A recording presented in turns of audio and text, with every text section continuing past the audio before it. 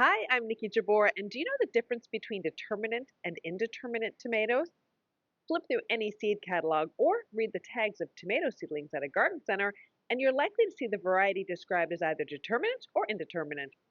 This is an important piece of information to know because it impacts how you grow that plant, how you support it, and when and how it produces its fruits. So let's look closer at the differences between determinate and indeterminate tomatoes so you can pick the best type for your garden. Let's start with determinate tomatoes, often called bush tomatoes. These varieties grow to a predetermined height, usually 3 to 4 feet tall, depending on the variety. And then they start to flower. However, there are also micro tomato varieties that are very compact, just 6 to 12 inches tall. Their compact growth makes determinate tomato varieties great for pots, raised beds, and small spaces. Plus, the plants don't need to be pruned. In fact, pruning these tomatoes reduces the overall harvest. Determinate tomatoes set their fruits over a relatively short period of time. That's ideal when you want to make large batches of tomato sauce or paste, or can your tomatoes.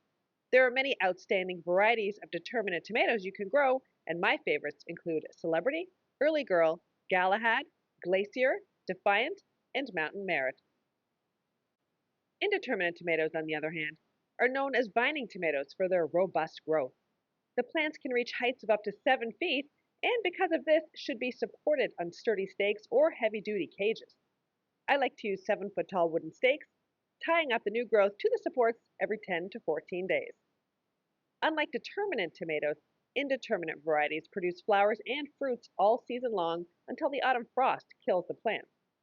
Most gardeners prune vining tomatoes to control their growth, let light reach the inside of the plant, and encourage good airflow through the leaves. This can reduce the occurrence of tomato diseases. Pruning is done by removing suckers, but you don't want to get rid of them all. I usually train my indeterminate tomatoes to 2 stems, leaving the sucker that forms just below the first flower cluster to become my second stem. I then pinch out suckers as they develop. Popular indeterminate varieties include Sungold, Sweet Million, Brandywine, Cherokee Purple, and Sunrise Bumblebee. For more short, informative videos, be sure to subscribe to my YouTube channel. Happy growing!